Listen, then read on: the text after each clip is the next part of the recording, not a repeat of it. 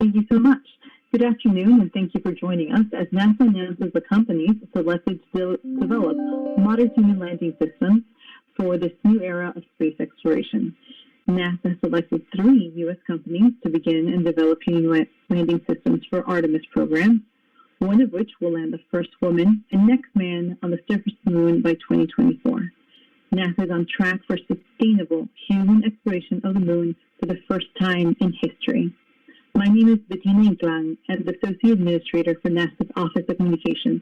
I'm joined here today with NASA Administrator Jim Bridenstine, Doug Lavera, the Associate Administrator for Human Exploration Operations and Mission Directorate, Lisa Walton Morgan, the Human Landing Systems Program Manager. In addition, we have other NASA leaders with us, including Deputy Administrator James Morehard and Tyler Cochran, the Human Landing Systems Contracting Officers, among others. Our main speakers will make some brief remarks, and then we'll open up the lines for questions from the media. For reporters on the line, please press star 1 to get into the queue to ask questions. Please remember to state your name and the media affiliation before you speak, and address which speaker you'd like to answer your question. We asked for respect of time and your colleagues to only ask 1 question per speaker. You may enter the queue again after and ask an additional question after your first question. To begin this, let's kick it off and hear from NASA Administrator Jim Bridenstine. Well, thank you, Bettina. It's good to be here on this conference call with so many people that have been following what NASA is doing. Today we're making a historic announcement. We are following through on the President's first space policy directive. It said that we were going to go to the moon, that we were going to go sustainably, that we were going to go with commercial partners, that we were going to go with international partners. We were going to use the resources of the moon to learn how to live and work on another world for long periods of time. And then, of course, we're going to take all of that capability onto Mars. And so today, that effort to get to the moon, we're announcing contractors that are going to enable us to achieve that. The one thing that we have not had as an agency under development is a human landing system. This is the last piece that we need in order to get to the moon, and now we're going to have that under development. When I say this is historic, the United States of America has not had a human landing system since 1972, and so now, for the first time since 1972, in the year 2020, Congress gave us a budget, a bipartisan budget. Members of the House, members of the Senate, Republicans and Democrats gave us a budget that included funding for a human landing system, something that we have not had as an agency or as a country since 1972. So now we've got that funding, and today we're going under contract with 3 companies that are going to take us all the way to the moon. And of course, some of you have already seen my tweets on it. Those companies have been announced. But I want to say before we get into this, I want to say that it's important that this agency do this now, because our country, and in fact the whole world, has been shaken by this coronavirus pandemic. And yet we need to give people hope. We need to give them something that they can look up to, dream about, something that will inspire not just the nation, but the entire world. And I think that's what NASA does. It's what we've done historically. We go back to tough times in American history, the 1960s, with the Cold War at its height, a war in Vietnam. We think about the civil rights violations, the civil rights protests, assassinations, and yet in the midst of that most difficult time in American history, we were able to go all the way to the moon. And here we are, all these years later, in the midst of a coronavirus pandemic, and there's a lot of concern, a lot of fear, and yet this little agency is still moving forward in a very meaningful way, and we're doing it with our commercial partners. Again, NASA has a goal. We want to be able to go to the moon, but we want to be a customer. In so many cases, we want to be a customer. We want to drive down the cost. We want to increase the access. We want to have our partners have customers that are not just us, so that they compete on cost and innovation, and just bring capability that we've never had before. So we're really excited about today's announcement. And with that, I'm going to turn it back over to you, Bettina, and you can go through the list of the different speakers to answering questions here when the time is right. Thank you, Jim. Next, we'll hear from HLS Program Manager Lisa Watson-Morgan, who will tell us more about the 3 U.S. companies building the Artemis human lander. Lisa? Hey, thank you. I am so honored to be part of the NASA team working towards our Artemis mission and to lead the incredible human landing system team of people across the agency, and of course now partnering with U.S. industry to meet our nation's goals. Today, we are so excited to announce that we have awarded contracts to 3 companies who will begin the development on our integrated human landing system to return the next man and the first woman to the surface of the moon. One thing we were striving for with these solicitations and announcements is to see what U.S. industry could bring us with respect to innovation. And boy, did they deliver. We have 3 notably different architectures, from a 1-stage, a 2-stage, and a 3-stage architecture. That achieves the innovation and the dissimilar redundancy of approaches that we wanted. So without further ado, the contracts were awarded in alphabetical order to the national team with Blue Origin of Kent, Washington as the prime, with Lockheed Martin, Northrop Grumman, and Draper Labs as key partners. Blue's national team's design is a 3-stage architecture consisting of an ascent, descent, and transfer element. A unique aspect of the Blue Origin team is their ability to leverage the Orion Heritage System for their ascent element from Lockheed Martin. Blue will develop the descent element, and Northrop Grumman will provide the transfer element. Their development approach includes an uncrewed lunar landing test flight for the descent element prior to human missions. The second one in alphabetical order is Dynetics of Huntsville, Alabama, who is leveraging over 25 companies as partners. The Dynetics design is a 2-stage architecture with a common ascent and descent element and anytime abort capability. It has a unique low-slung crew module, putting the crew very close to the lunar surface for safe access. Dynetics will perform a demonstration flight to verify key capabilities for its lander system. The third company that we awarded to is SpaceX of Hawthorne, California. The SpaceX design is a single-stage solution using their Starship concept. It provides extensive volume for the crew with 2 airlocks and ample downmass capability. It can land up to 100 tons of cargo on the moon. It builds off of their Falcon and Dragon heritage. The SpaceX proposal included in-space propellant transfer demonstration and an uncrewed lunar test landing. The diverse set of architectures and partners prepares NASA to perform the Artemis missions, and we look forward to a successful lunar landing in 2024 with U.S. industry. This highly anticipated first step is such an excitement for the Artemis generation as we prepare to go to the moon. Back to you, Bettina. Thank you, Lisa. That's incredible news. We're really excited to finally be able to speak out this important progress for the Artemis program. Next, we'll hear from Doug Lavero, the Associate Administrator for Human Exploration and Operation Mission Director here at NASA. Doug? Hey, thanks, Bettina, and welcome everybody to this incredible announcement we have today. I think you all heard the excitement in Lisa's voice, and so well deserved for the job that she and her team have done getting us this far, and for our wonderful partners we now have on board. Let's make no mistake about it. We are now on our way. There are no hurdles left. There are no more puzzle pieces to add. We've got all the pieces we need. We've got the launch platform with the Space Launch System. We've got Orion. We've got our ground systems ready to go. We've got our gateway in work, and now we have really the jewel in the crown, which is our human landing system. So this is just a fantastic day. We've got 2 prime objectives that the administrator talked to. We've got to get to the moon fast, and we've got to get there sustainably.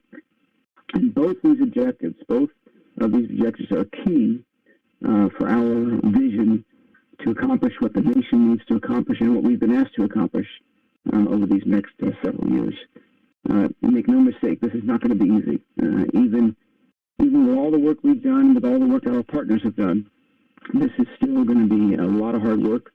There are going to be many hurdles in the future for us to overcome. We've got to lock down the requirements for our systems. We've got to make sure they're focused on both of those objectives. We need to make sure we've got the right designs, the right engineering, the right talent, and quite frankly, the right level of both commercial ingenuity and NASA good old lessons learned to put together to make this all work. So we are incredibly excited. Despite COVID-19, we're not slowing down. Our teams are ready to go, and I'm sure our industry partners are ready to go as well. So we are really looking forward to the next phase, which is to get these contracts moving and begin making our way to the surface of the moon once again. And Bettina, with that, I will turn it back to you, and we can go on.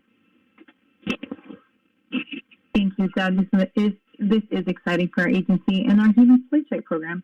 Now we're going to open up to questions from reporters. I just want to remind all the reporters on the line to please press *1 to get into the queue to ask a question. Again, press *1 to ask a question. Remember to state your name and the media and your media affiliation before you speak, and address the speaker you'd like to answer your question. We also have additional NASA leaders on the line that can help answer any of your concerns or questions. And again, we ask for one question per speaker at this time so we can get to as many questions as possible. So with that, let me look at the queue and we'll take our first question. It looks like Jeff Faust.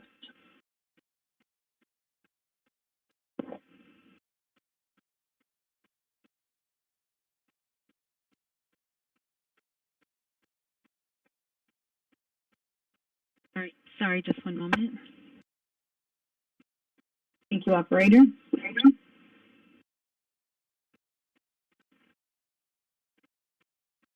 Jeff Faust, your line is open. Hi, Jeff Faust from Space News. We'll try this again. For the proposals, all the three companies, are they able to dock directly with Orion to enable landing? Do they have to work through the gateway? I know there's some discussion back and forth about how that would work given the gateway's uncertain role for supporting a 2024 landing. Thanks. So I'll go ahead and field that one. A couple of things that are important to note. And Jeff, I know you know this, we've talked about it a lot.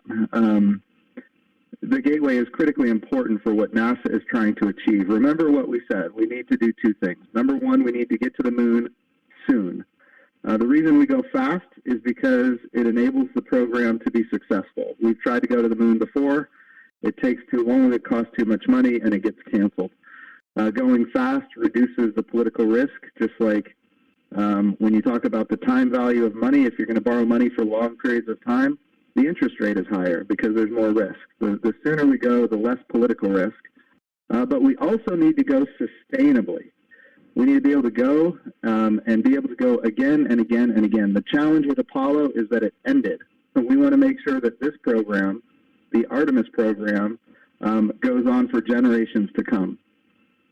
And so when we think about the gateway is a critically important element for that sustainable architecture. We would like to see private companies build landers that can go back and forth to the surface of the moon over and over and over again. Reusable landers, that's how we drive down cost. It's how we increase access. It's how we enable the commercialization in a more robust fashion.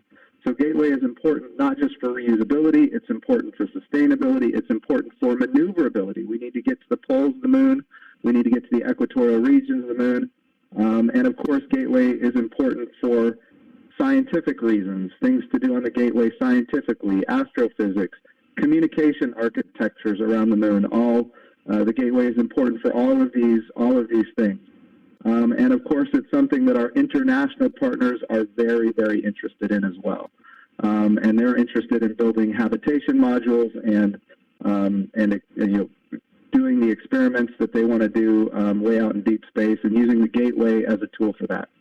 So it is in keeping with Space Policy Directive 1. We go to the moon sustainably, we go with commercial partners, which is what today's announcement is all about, and we go with international partners, and the international partnerships are critically important, and the Gateway is part of that as well.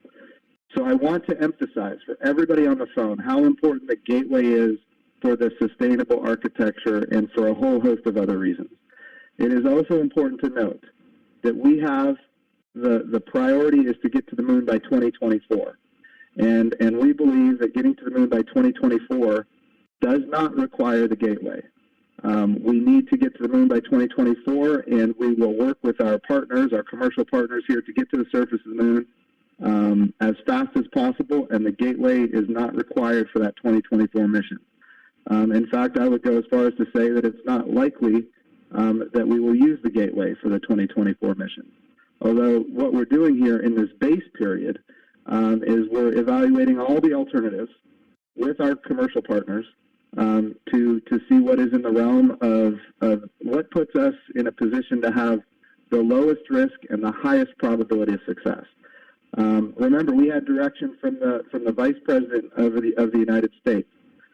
Anything that is not necessary, we need to move out of the way so that we can get to the surface of the moon, and that's what we're doing. So the Gateway is important for NASA. It is certainly not necessary for the 2024 moon landing, and I would say that it's not likely. Although we're not taking it off the table when we think about this base period and how we put together the architecture.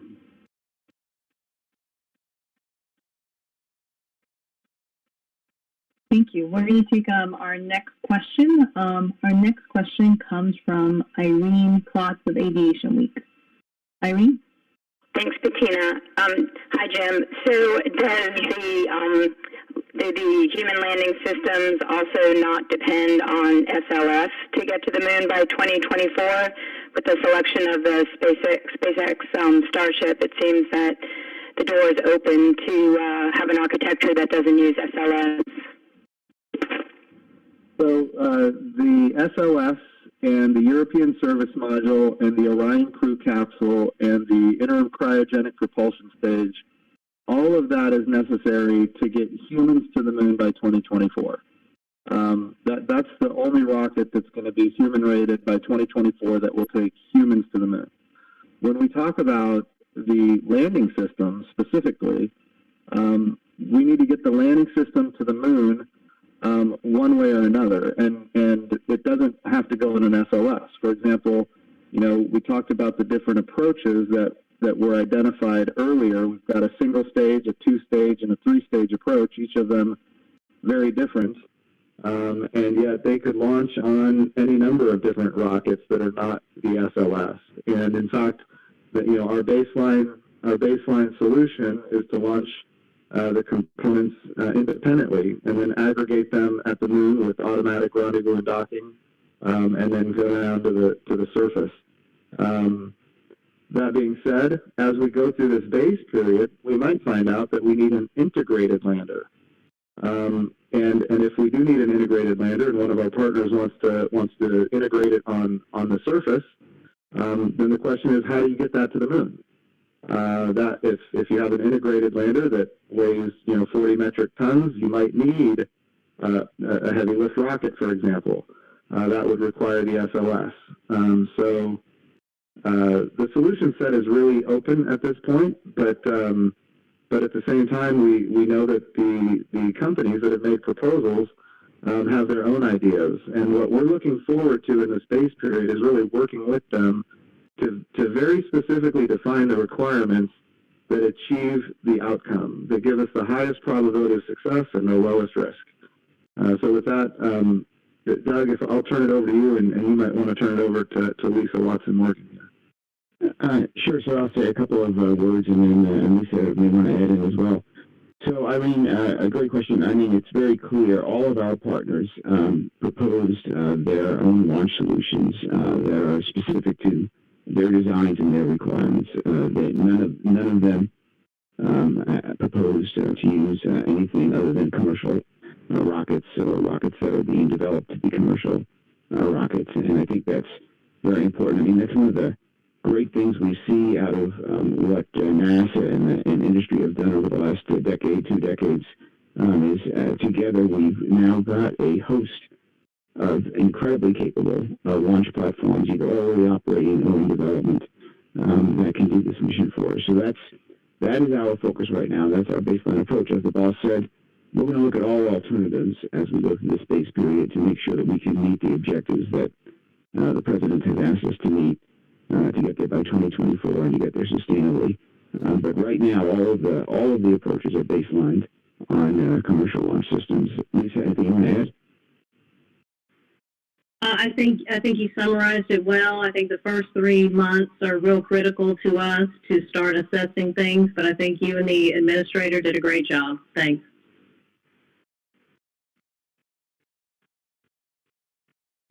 Thank you. We'll take our next reporter, and before that, I just want to remind everyone, if you have a question, please press *1 to be entered into the queue. Operator, next reporter. Marcia Smith, your line is open. Thanks so much. This is Marcia Smith from SpacePolicyOnline.com. I'm curious, when you were talking about the hurdles that still have to be overcome, Doug, I'm sure you were thinking more in terms of technical hurdles, but I'm curious as to how the congressional budget situation has changed because of COVID-19 and what kind of sense you're getting from Congress as to whether or not you're still going to be willing to fund these human landing systems and the rest of the Artemis program. So, Marcia, I think you asked that question to me, but I'm probably going to hand it back to the boss in 2 seconds, because if there's anybody who knows better what's going on the Hill, it's my boss. But everybody I've talked to on the Hill has not suggested any impact to the NASA budget from what's going on right now from COVID-19. Of course, I'm not privy to everything that's happening there, but right now we think we've got incredible bipartisan support for this program. All of the budget discussions I have had have been very, very positive from everybody.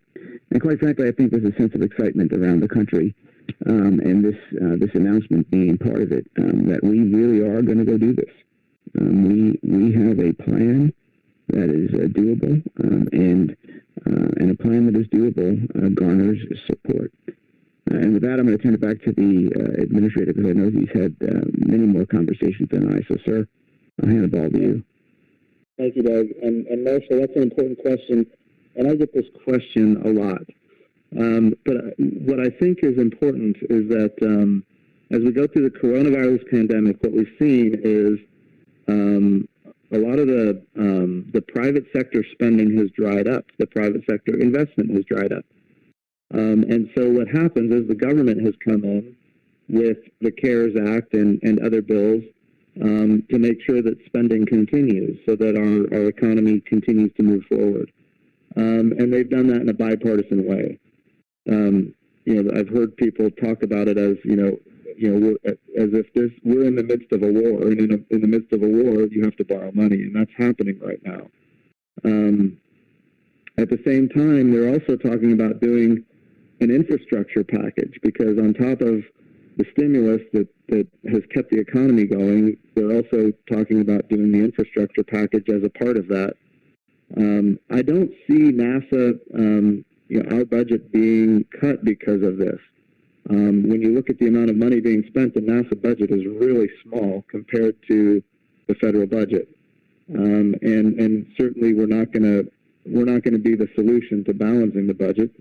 But I would also say, even more importantly, there's no appetite right now to cut spending, because spending is how the economy is continuing to move forward, and members of Congress on both sides of the aisle have expressed that to me over the last 2 days.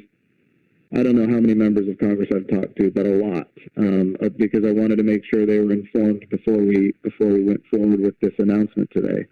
And both sides of the aisle, Republicans and Democrats, the House and the Senate, they have all been very supportive of the effort to get to the moon.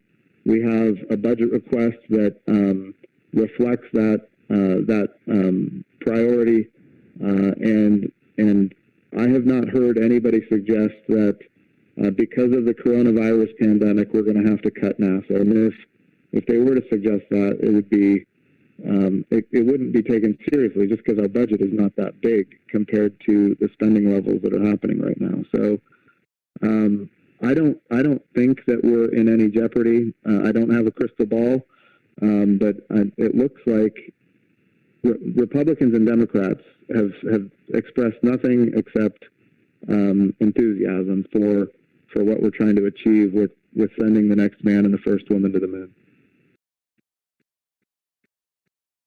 Thank you. And thanks everyone for joining our call on the Artemis Human Landing System.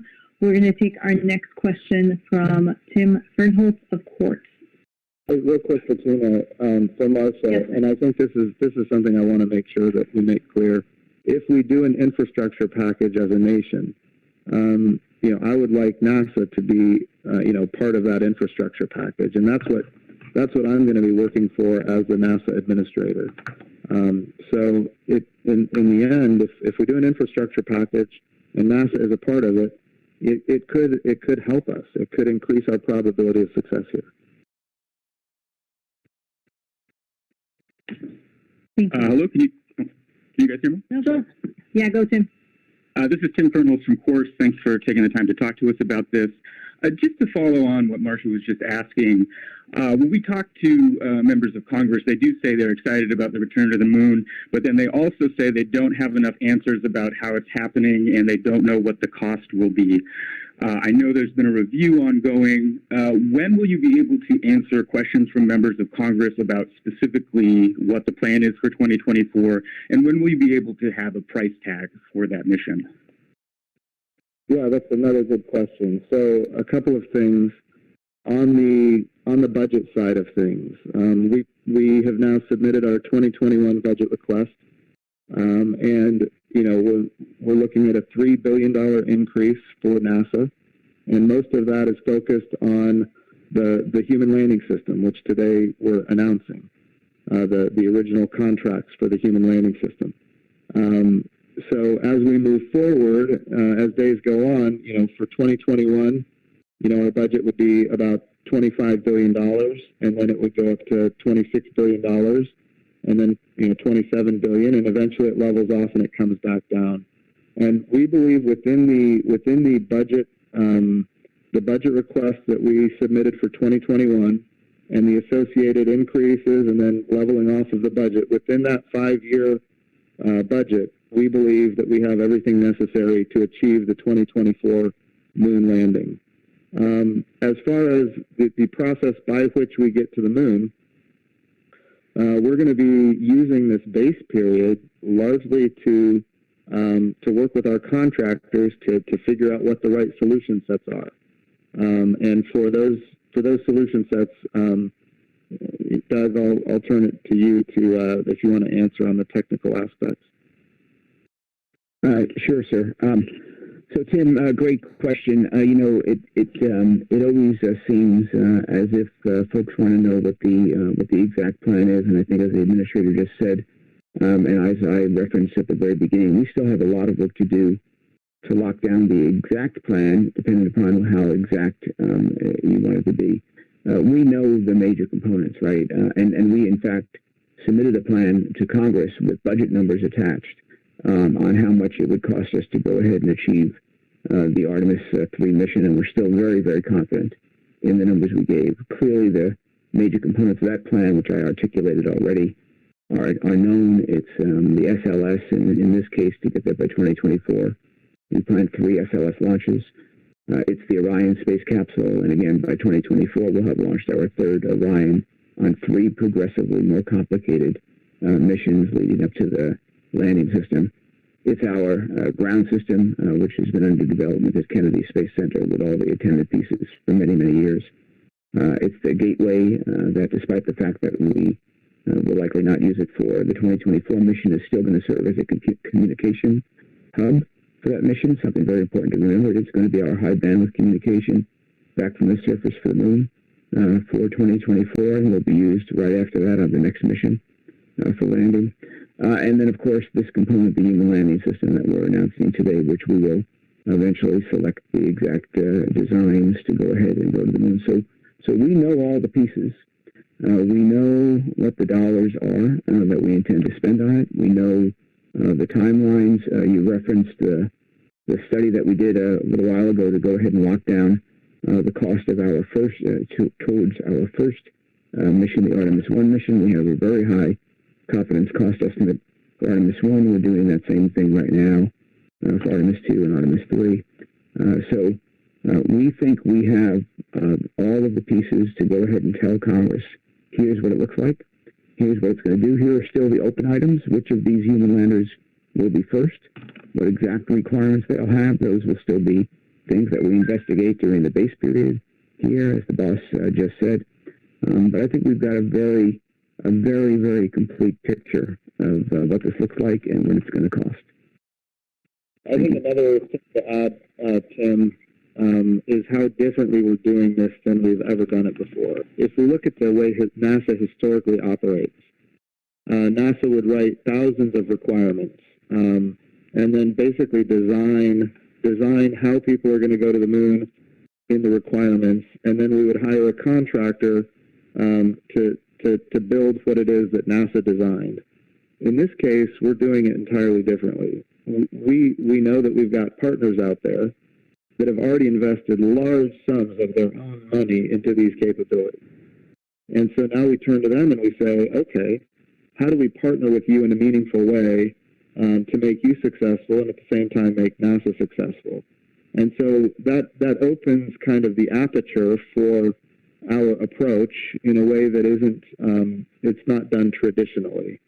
So for example, some of the partners that are even on the phone right now have invested, I don't want to say how much they've invested, but a lot of money. And that's not the way it was done in the 1960s when we went to the moon. And so they're bringing to the table not just ideas, but resources. And we're bringing to the table resources. And in the end, we're going to be able to achieve the landing on the moon by 2024, and at the same time, make sure that it's sustainable for the long run.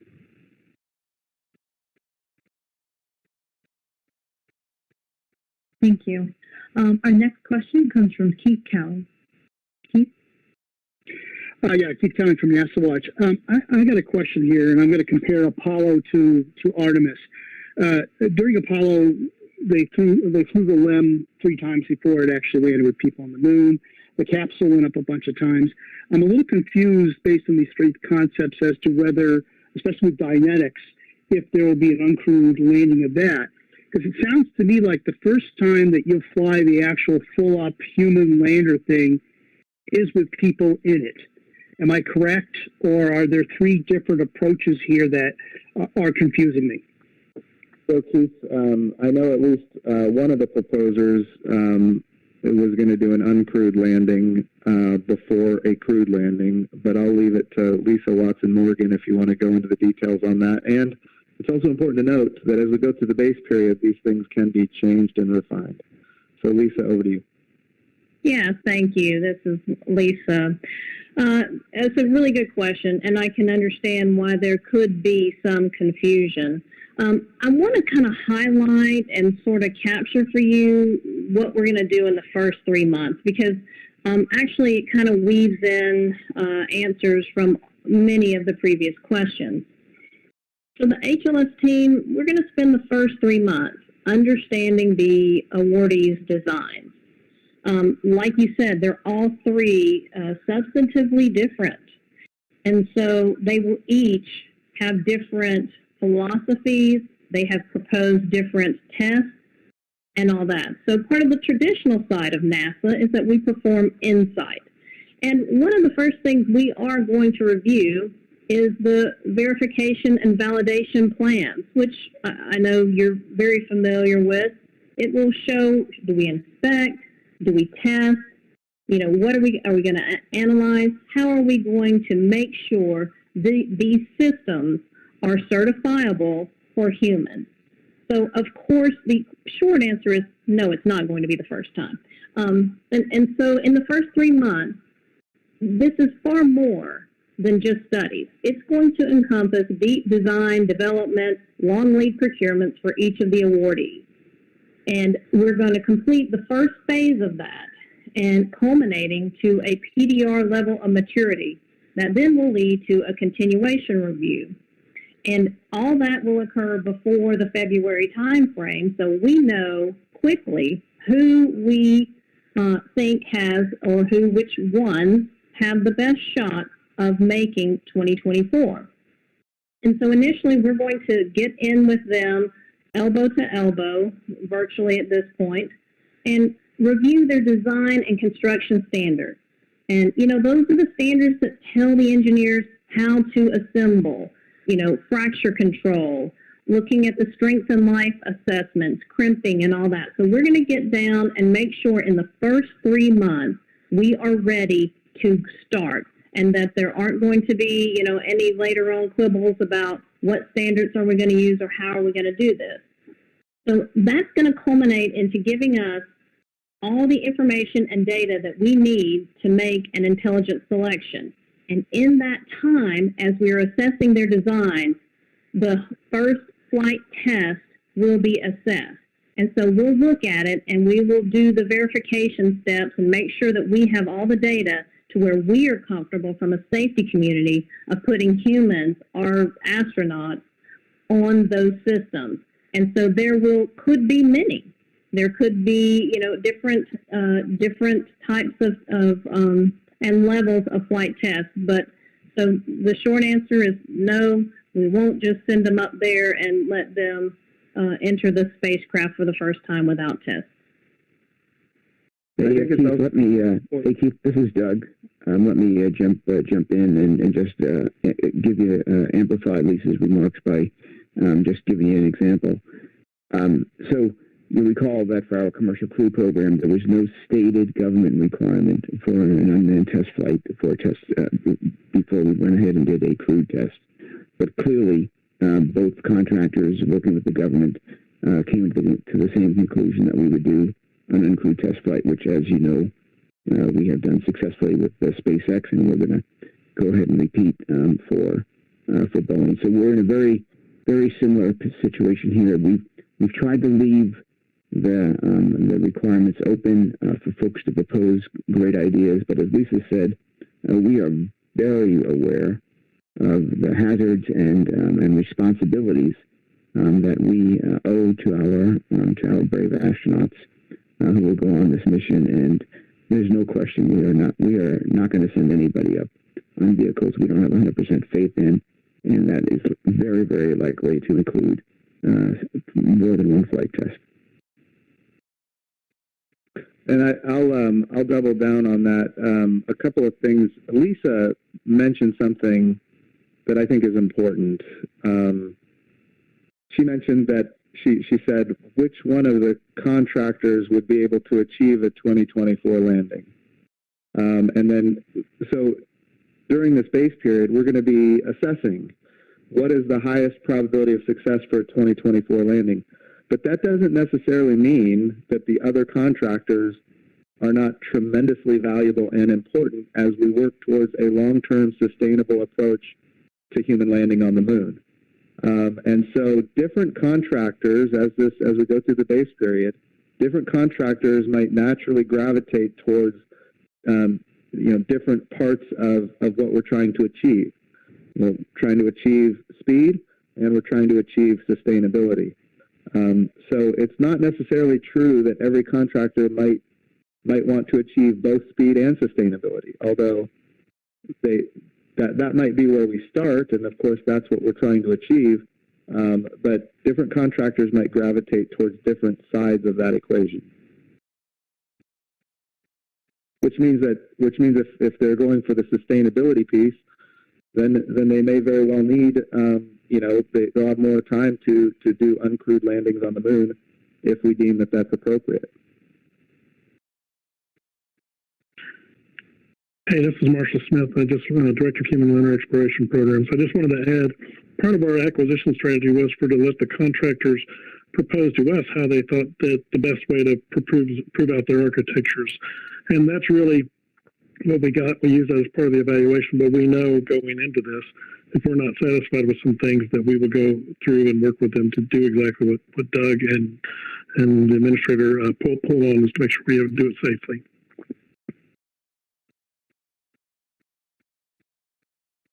Thank you, Marshall, and thank you, everybody. We're going to go to our next question. I believe it's Robert Perlman. Robert? Thank you. With regards to looking back at Apollo, Grumman was given the LEM contract in March of 1963, and the first time a crewed flight was possible was in March of 1969, 6 years later. And that was with the benefit of NASA's full attention, both all of its workforce and funding, which was about $3.2 billion in today's money. Can you, for Jim or Doug, can you talk to the confidence, or where you find the confidence that this approach will result in a landing with considerably less time and with a split focus at first? I'll go ahead and let Doug, you can take it, Doug. Yeah, sir, thank you, and thanks for that question. It's actually one of my favorite questions. We have delved deeply into the history of the LEM award, which your dates are a little bit different than mine. I actually show it being awarded a little bit earlier than that, November of '62. But we'll check both our history books later on that. It took them about 6.5 years. When we really delved into the whole process that they went through, we found out something very interesting. There was a huge break, over a 2-year break, between the preliminary design review for the LEM and the critical design review for the LEM, and we asked the question, why? Because that's a very unusual length of time for that. And it turned out the answer is because they had a major change of requirements in that period.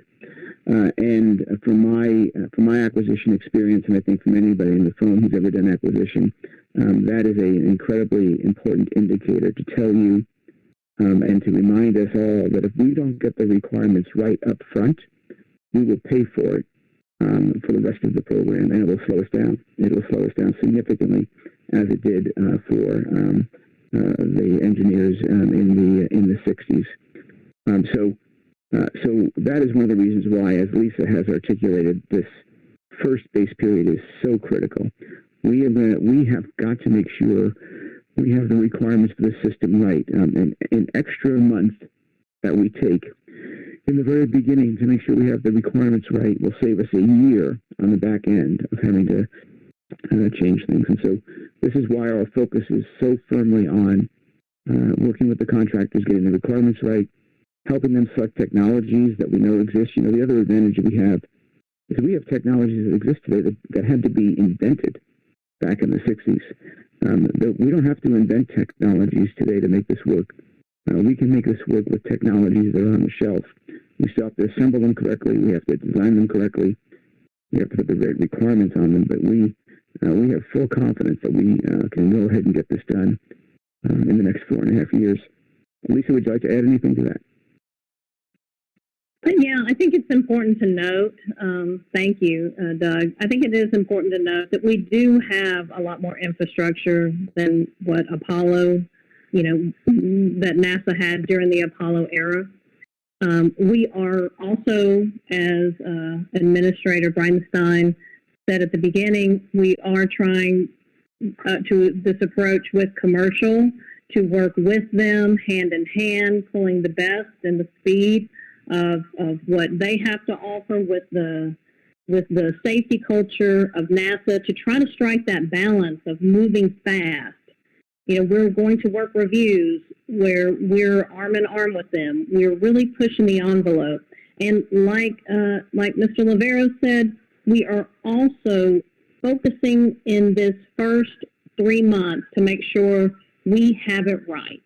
And so once we have it right, then not mess with it. And let's continue and help get us to the moon quickly. But also, there will be another group, potentially, who could work on the sustaining side and have the longer vision of reusability. So we're going to work to make sure we have all that properly defined.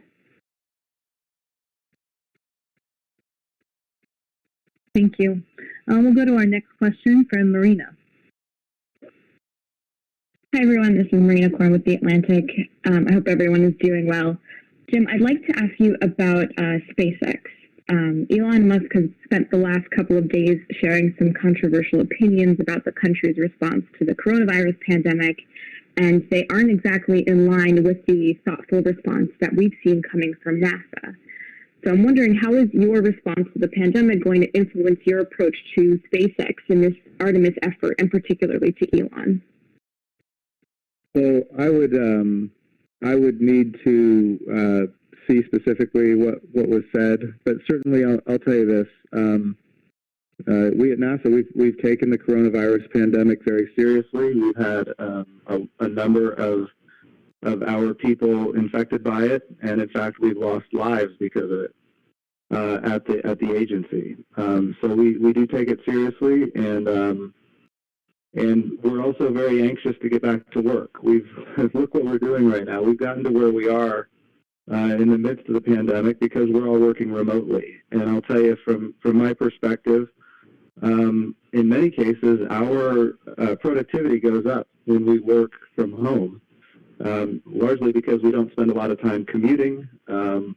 The level of engagement that you're able to have actually increases. You know, if I'm trying to organize meetings face-to-face, it slows things down. But when everything is a phone call or a conference call away, we actually can get more work done. And I'll tell you, I've been very proud of the agency as we've moved forward. Commercial Crew, which of course SpaceX is very involved in, has gone forward in a meaningful way. It's important for the country. We need access to the International Space Station. Commercial Crew is going to make sure that we have that access to the International Space Station. We've been able to move forward with the Mars Perseverance rover, which we're going to launch here in July. So it's a team effort. But you know, I think what I'm in charge of is how NASA responds, and I'll let SpaceX answer for how they respond to coronavirus. And I'm happy to send you some of the tweets that so far the view from some people is that Elon isn't taking this pandemic seriously. So if that is the case, how do you think that's going to affect your partnership if it does? Wrong press conference. Let's move on. All right, we'll move on. We're going to take our next question from Joey from Reuters. Hey, thanks so much for doing this. For Doug and Jim or anyone who wants to chime in, can you say how many companies submitted bids for this contract? I know Boeing announced publicly that they submitted a proposal. What about their proposal led them not to be selected, and did its performance on Starliner and SLS play a role in NASA's decision? Thanks. I think I'll leave that for Lisa Morgan. Can you? Yeah, exactly, Lisa. Sure, and actually I think I might want to offer up Tyler Cochran, our procurement lead for us, to help us with this question.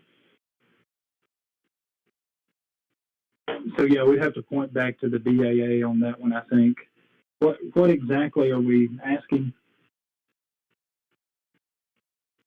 Sorry, yeah, was Boeing's proposal, what was the reason for not choosing Boeing's proposal? Did its performance in Starliner and SLS play a role in not selecting them? So we'll be posting a selection statement online after this. I would encourage you to just take a look at that. Thank you. And could you say how many companies submitted bids for this contract? That'll also be covered in there. Okay, thanks. Okay, well, thank you so much. We're going to start wrapping this up, but first I'm going to turn it over to the administrator, who has a little bit of a special presentation. Yeah, no, it's been good. I appreciate everybody for paying attention to what we're doing and getting partnerships with our commercial companies that are going to help us get to the moon. We have with us some of the companies and their representatives, and I wanted to give each of them a few minutes to say, what they're interested in and express anything you'd like to express. So we'll start with Elon Musk, Chief Engineer of SpaceX. Thank you, Jim. First of all, I'd like to just express a great appreciation to NASA for selecting SpaceX. I appreciate the faith in the SpaceX team, the Starship architecture. We've been a partner with NASA for a long time, and we've done 20 missions to the space station. and look forward to providing the capability that we've built, as well as potentially a lot more over time. I think we've got potential for an incredibly exciting future in space with a base on the moon, and ultimately sending people and having a self-sustaining city on Mars. I think that's the future, an incredibly exciting future that's possible, and the support of NASA is very much appreciated. I'd like to thank the SpaceX team who worked incredibly hard to get to this point and continue to do so. Yeah, that's all I have to say. And I think this is something that's incredibly inspiring for the whole world. So thank you for doing this, and again, very much appreciated. Thank you, Elon. We appreciate you very much. The partnership with SpaceX with commercial resupply and now commercial crew, we're very excited about May 27th, launching American astronauts again from American soil, and that partnership has been strong, and we're grateful for all of the leadership and support that SpaceX has provided in that effort. Next, we have Kim Doring from Dynetics. She's the VP of Space Systems. Good afternoon. On behalf of our lander team, Dynetics, our parent company Leidos, and our industry partners, I want to tell you how thrilled we are to be selected for this award. And I want to thank NASA and the nation for giving us the opportunity to land the first woman and the next man on the moon. The Dynetics team recognizes the gravity and the responsibility that accompany this opportunity, and we've assembled an experienced team of government and industry partners with flight-proven technology. We are all looking forward to helping NASA achieve the 2024 goal of returning the U.S. astronauts to the lunar surface, and we're really excited about enabling a long-term commercial lunar economy. It is a great day for Dynetics, it's a great day for NASA, and a great day for the country. So thank you again for this opportunity. Well, thank you, Kim. And then we have from Blue Origin, Bob Smith, the CEO. Hey, thanks, Jim. Thanks very much. This is a truly historic day, and I just want to congratulate NASA for having the leadership to actually bring us to this day. I know I speak for many on our team that going to the moon is the reason why we got into this business, and we couldn't be more excited about that. We're all very fortunate to humbly stand on the shoulders of Apollo. We now have the opportunity to make Artemis as inspirational as Apollo was. And so, since we're going back to say we can be confident that this legacy will live on. On behalf of Blue Origin and our partners, comprised of Lockheed Martin, Northrop Grumman, and Draper, I really want to say thanks for entrusting us with this opportunity. This truly is a noble endeavor with a serious purpose. So we've assembled a highly accomplished national team. This is the kind of thing that's so ambitious that it needs to be done with partners. It's the only way to get back to the moon fast, in my view. Our team's been working well together for over a year now, and we're well down the path using the heritage we have from work on Orion, on Cygnus, on New Shepard, and on our BE-7 engine. We're ready to go to work, and we're going to go do everything in our power to move quickly to get us to the moon safely and without sacrificing the ability to go there in a sustainable fashion. That's how we'll build a future in space, step by step. Thanks again, and back to you, Jim. Well, thank you, Bob. And we're grateful for Blue Origin stepping up to the plate. We haven't had a big contract with Blue Origin like this in the past, and we look forward to what it brings. And of course, I didn't mention it, but Dynetics has been an amazing partner for NASA for decades, long history of accomplishments and capability. So we're grateful for all of these partners. Thank you for stepping up to the plate. Thank you for putting together great proposals with very innovative solutions. There is no doubt that NASA and the United States of America is going to benefit from going forward with each of these amazing companies that have really invested so much of their own resources already. You know, the question came up earlier, what gives you confidence that you're going to be able to get this done and with the velocity that you're talking about? And the answer is We've got these great companies that have many years of history, but we also have great companies that have already invested so much of their own resources into this effort. So we're further ahead than many people might believe, based on the fact that we're making the announcement today, but so much work has already happened. So this is an exciting time. We are moving forward with Space Policy Directive 1. We're going to the moon. We're going sustainably. We're going with commercial partners. We're going with international partners. We're going to use the resources of the moon, namely the water ice. And then ultimately, as Elon said just a few minutes ago, the goal is to get to Mars. And we all share that as the ambition that we need to achieve. So with that, I want to thank everybody for participating. Bettina, I'll turn it back over to you, and you can share with everybody where they can get more resources. Thank you, Jim, and thank you for all our guests today for joining us for this call. We really appreciate it. As a reminder, you can listen to a replay of this teleconference later today by calling 1-800-333-1864. Replays will be available until May 30th at 1-800-333-1864.